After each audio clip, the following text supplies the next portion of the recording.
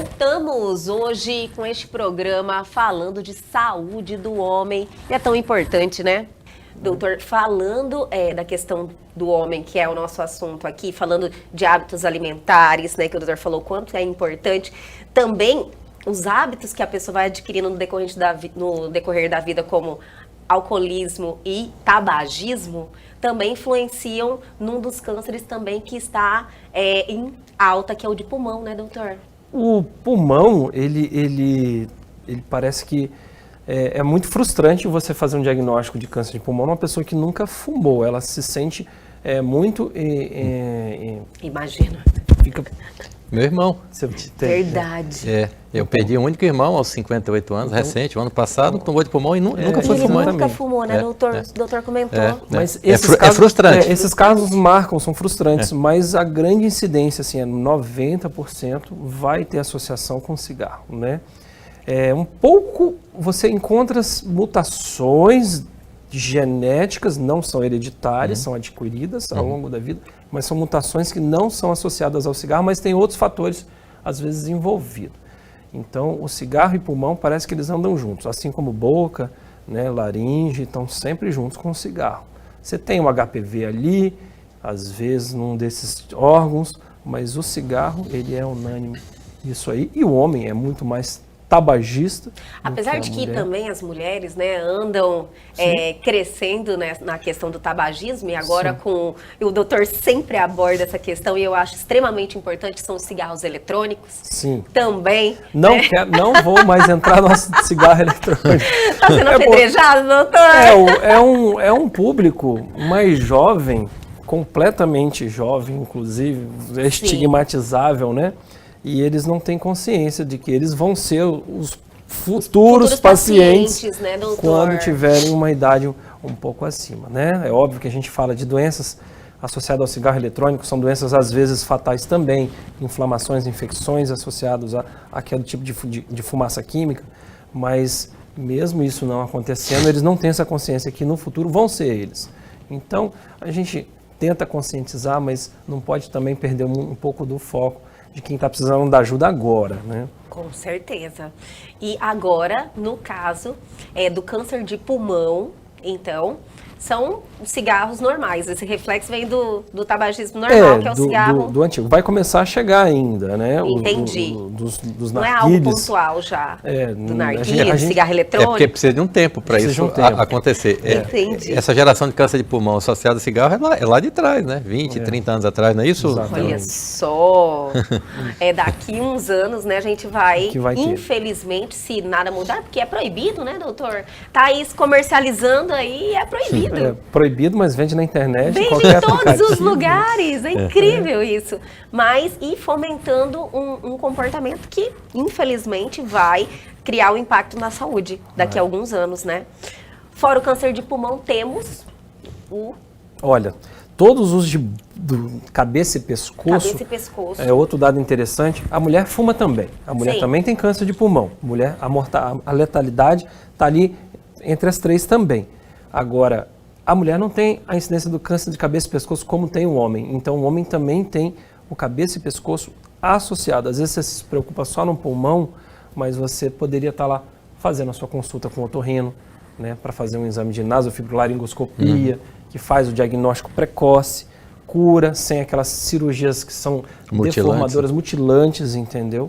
Então, em quesito saúde do homem, a gente falando de próstata, falando de trato gastrointestinal de uma forma geral, não pode esquecer, obviamente o pulmão está em cima ainda, mas não pode esquecer dos outros cânceres de cabeça e pescoço associados ao cigarro.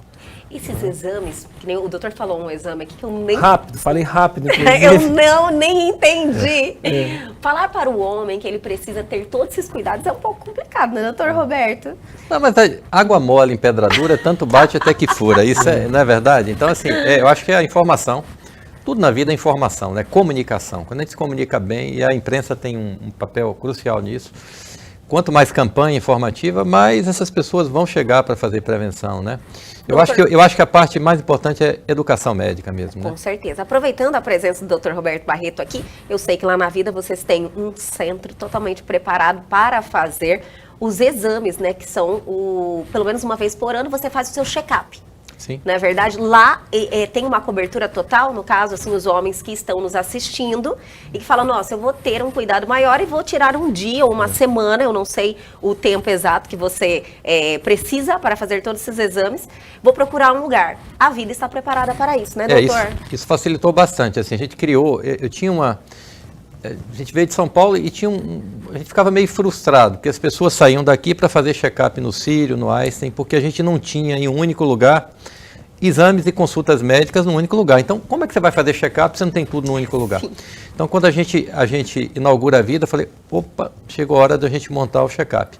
E aí nós montamos um programa, de acordo com sexo e faixa etária, que o indivíduo entra às 6h30 da manhã e sai por volta das 16, 17 horas, e ele vai passar em todas as consultas necessárias de acordo com sexo e faixa etária e fará todos os exames de acordo com sexo e faixa etária ao longo desse dia. Quer dizer, se o homem já é difícil em um único dia, imagina, a gente fez um cálculo, uma estimativa, se essa pessoa for muito disciplinada, ela levaria em média 2 meses para fazer todos os exames e passar em todas as consultas que eles fazem o nosso check-up em um único dia. Então facilitou muito. Facilitou tanto que a maioria das empresas do agro que mandavam os executivos para o Sírio e para o Einstein fazem com a gente, já estão no 3º ano de check-up com a gente. Sim. Então, realmente facilita bastante e no check-up a gente tem feito muita prevenção, porque a gente tem identificado muitas lesões, seja na própria colonoscopia ou na cardiologia. Tivemos aí um CEO de uma grande dessas empresas que detectaram lá uma lesão de 95% na coronária, ou seja, esse indivíduo certamente teria problemas em poucas semanas ou poucos meses. Sim. Detectamos, foi para a angioplastia, colocou o stent e resolveu a situação dele. E ele hoje é um grande propagandista do nosso check-up. Então, é extremamente importante, porque você em um único dia você resolve tudo e você faz o que é mais crucial, que é fazer prevenção para evitar que esses indivíduos adoeçam. E se tiverem doentes, que a gente resolva rápido, como a gente resolveu essa situação. Então, eu acho muito importante, é extremamente, digamos, agiliza muito a vida das pessoas. E o benefício não planejado, que ele não falou, é esse momento que a gente vive de pandemia, que deshospitalizou a necessidade de fazer esse monte de exame num regime, num ambiente hospitalar, né? E isso aí afugentava as pessoas de irem lá fazer a sua autoprevenção, e lá no sistema do Vida, você faz isso, não tem esse doutor, um check-up por ano? Sim, um check-up por ano resolveria esse problema no caso da prevenção. Sim. Na realidade, assim, e esse programa de check-up, o primeiro ano sempre é um programa mais carregado de consultas e exames. Mas nos anos seguintes você vai moldando ele. Você não precisa fazer todos os exames, você fez, por exemplo, você vai fazer uma colonoscopia aos 50. O paciente tem mais de 50, ele entra lá no check-up, ele faz a coluna. Aliás, a gente não conseguiu identificar nenhum check-up no Brasil que consiga fazer a colonoscopia no mesmo dia. A gente conseguiu montar uma infraestrutura que a gente consegue parar o check-up às 9 da manhã, ele vai fazer o preparo da coluna até meio-dia, desce, faz a coluna e continua o check-up. Então, por exemplo, você faz uma colonoscopia, não encontra nada, nenhum pólipo. O ano seguinte ele vai voltar para o check-up 2º, 3º ano, não tem por que eu repetir uma nova colonoscopia, apesar dele ter 50 anos. Sim. Então a gente vai adaptando o check-up 2º, 3º ano de acordo com o que a gente encontrou no ano anterior. Então acaba ficando mais curto os check-ups posteriores. Mas a princípio, óbvio, a partir de determinada idade, é bom a gente uma vez por ano fazer prevenção cardiovascular, do aparelho digestivo. Cardiovascular é um dos problemas que mais mata também hoje em dia, né, doutor? E homem também, né? O cardio ele passa todos os anos, isso é obrigatório. Porque... É obrigatório. Ainda mais no caso dos homens, né? Que o estresse é maior e também os hábitos dos homens. Falamos aqui de prevenção de câncer de próstata, então no programa, os homens, a partir da faixa etária indicada, eles passam no urologista, vão ser examinados, né? Aquele famoso exame que a rapaziada corre, ele tem que fazer, porque... É o mais eficaz, né? Não, claro, é o que define, é o que define o placar, né? O PSA é importante, o ultrassom é importante. O PSA já é pelo sangue? É pelo sangue. É pelo sangue. É que ele faz também, né? Porque aí tem os exames laboratoriais, enfim, é um belo de um programa de check-up. Eu acho que vale a pena as pessoas fazerem. Claro, com certeza, porque os homens, já que não tem esse hábito, a gente já direciona, né? Que existe essa possibilidade. E você sabe que as mulheres são mais cuidadosas. Elas vão falar, agora eu vou trazer meu marido, que ele não gosta de médico, e leva mesmo, né? Então tem essa coisa aí. E aí chega lá, mal-humorado, senta na nossa frente, mas fica só 30 segundos. Aí a gente explica a situação, aí ele já se acalma, que é fácil de fazer as coisas, mas as coisas andam. Que programa fantástico, eu estou adorando, mas ainda tem mais. Vamos dar aquela paradinha bem rapidinho e a gente já volta.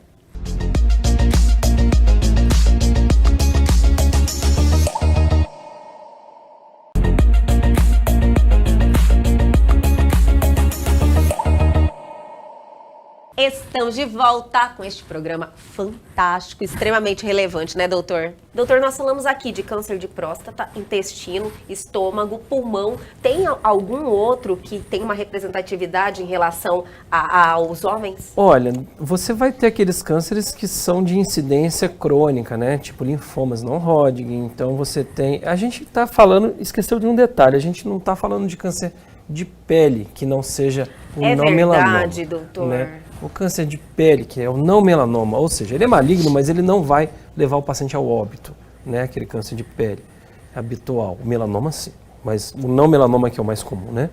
A gente não está contabilizando aí, porque esse é disparado primeiro.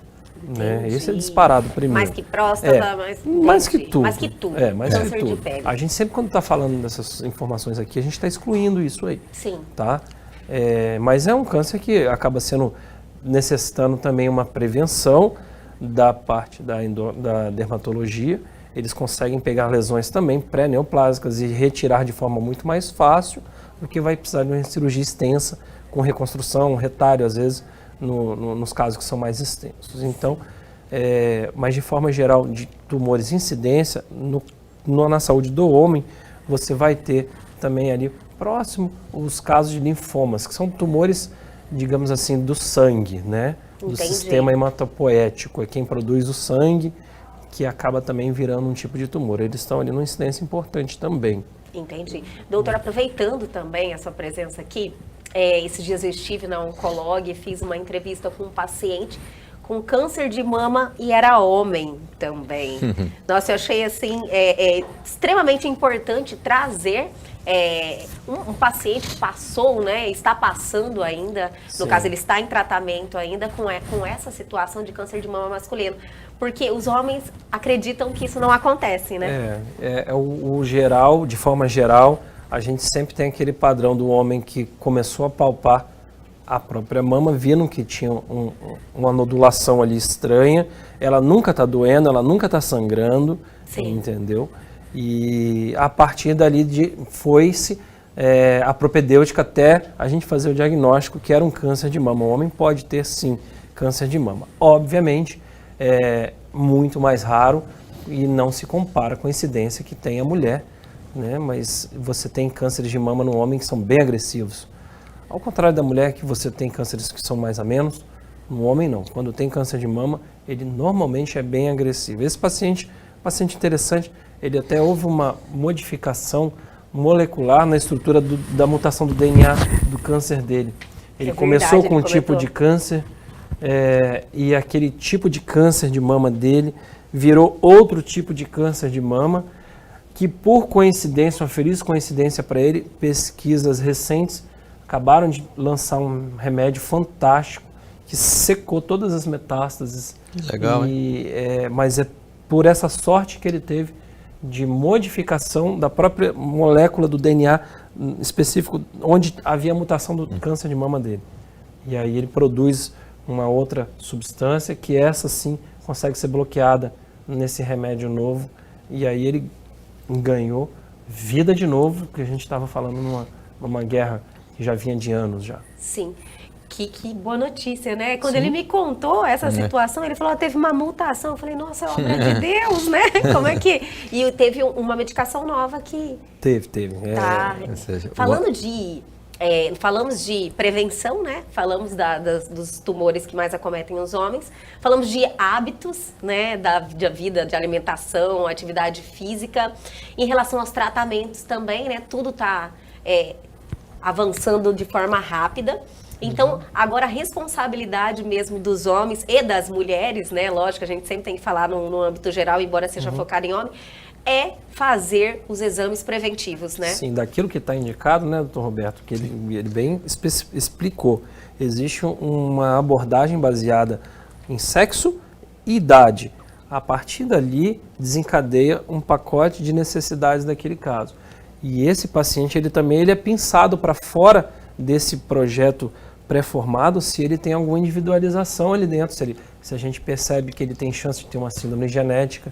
Tem síndromes genéticas, por exemplo, que são poliposes familiares, que você tem que começar e chamar, você faz o diagnóstico suspeita, você já manda chamar os irmãos. A família inteira. Sério? Já manda chamar os irmãos. 100% penetrância, todos vão ter. Entendeu? Jura? É uma prova. Não, e assim, e aí no caso dessa síndrome, dessas poliposes adenomatosas, elas acometem jovens, eles começam a ter câncer no intestino na segunda década, às vezes até antes. Porque eles têm tanto pólipo no intestino que a gente entra com o colonoscópio, você só vê pólipo, você não vê mucosa do intestino, só pólipo. São milhares, centenas de milhares de pólipos. Mas isso aí é uma síndrome genética específica, de altíssimo risco, ou melhor, quem tem e tem essa polipose 100% vai ter câncer de intestino, ele sabe, tem que ressecar o intestino, senão eles vão ter. Feliz quando a gente ainda detecta antes do câncer, doutor, né? Como é que faz, como é que detecta, né?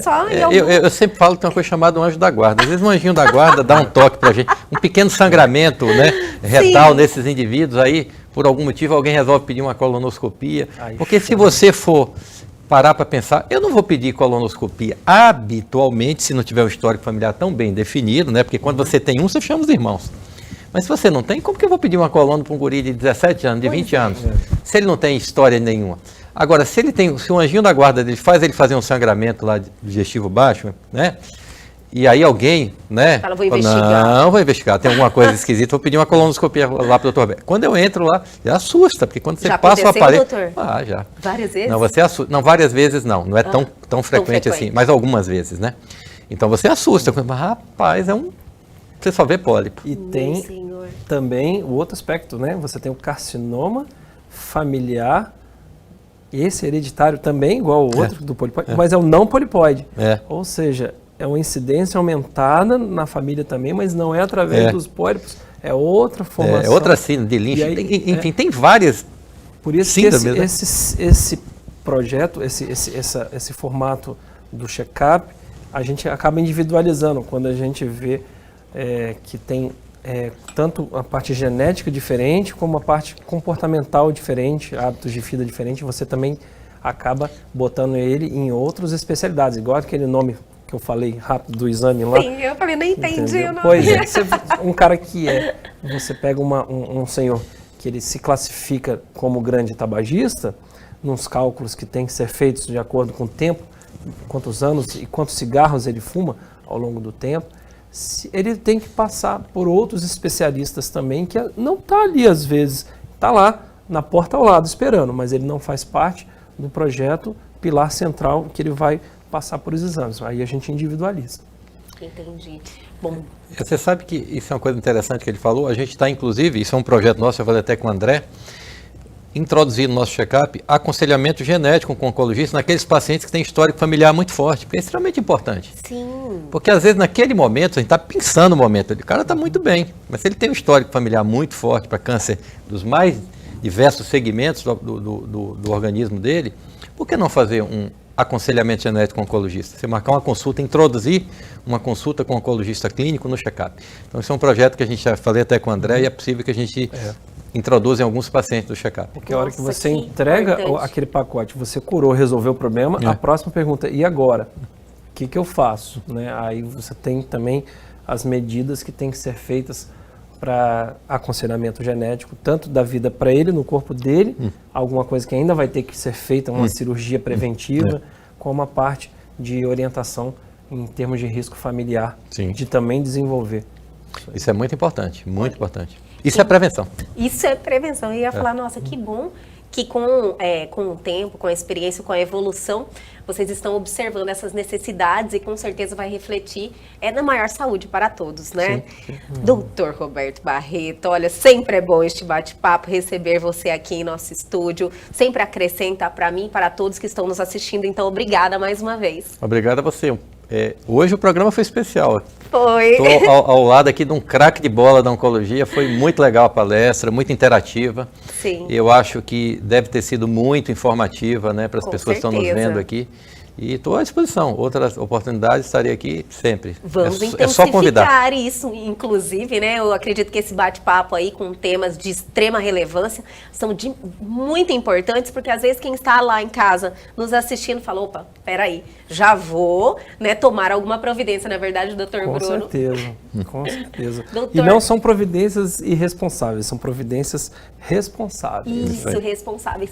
Sempre é bom te ter aqui, doutor Bruno. A casa é sua. Toda vez que você vem, eu já falei, sempre dá um reflexo muito grande na interação dos telespectadores com as pautas que o doutor sugere aqui sempre. Então, as portas sempre estão abertas aqui para você. Obrigado pelo convite. Obrigado, Roberto, pelas palavras. É um prazer, foi meu. O prazer foi meu ter vocês dois aqui em nosso programa. Até a próxima.